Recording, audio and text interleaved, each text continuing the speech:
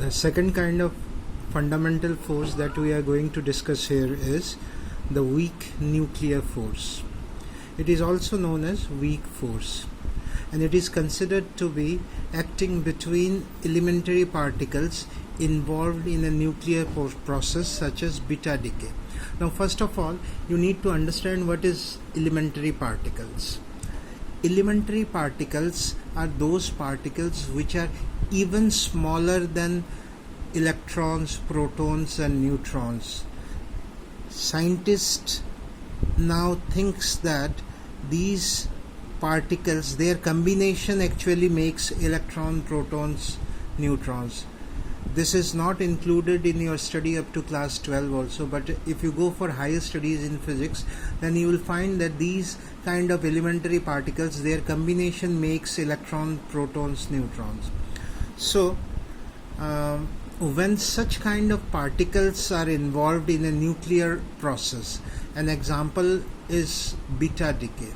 So in a nuclear process such as beta decay, elementary particles are released, and between those elementary particles the force which acts is known as weak force. Now let us take an example of the beta decay. Beta decay means beta particles, electrons having a negative charge and mass negligible, considered to be 0, E -1 0. Decay means it is released. Like in any nuclear reaction, the components which are released are known as the decay products. So here always you remember one thing: any symbol is given, in the subscript it is always written the charge, and the superscript the mass is written. This is neutron, having charge 0, no charge, but mass 1 unit. This is proton, symbol for proton, charge 1 unit, mass also 1 unit. Electron or beta particle, charge -1 and mass almost 0. This is anti-neutrino.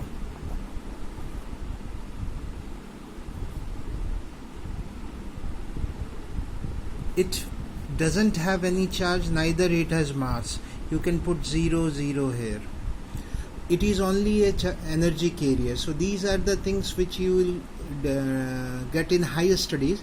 The only thing which you need to understand is it is a kind of nuclear process in which a neutron breaks down into a proton and a beta particle, and an antineutrino is released. Now the force which is involved between this kind of beta particle and antineutrino, the force is the weak force. Some of the properties are discussed here. Weak force in any process involving neutrino and antineutrino is always there. That means weak force always acts whenever there is any process which involves neutrino and antineutrino. It is 10 raised to the power 25 times stronger than the gravitational force.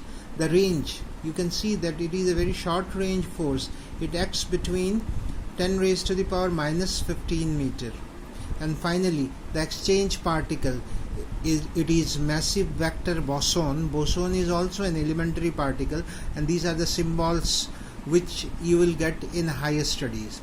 So weak force, remember, it is 10 raised to the power 25 times stronger than the gravitational force. When antineutrino and neutrino are involved, then the weak force acts. The range is 10 raised to the power -15 meter, and the exchange particles are vector bosons which are given by these symbols. Thank you.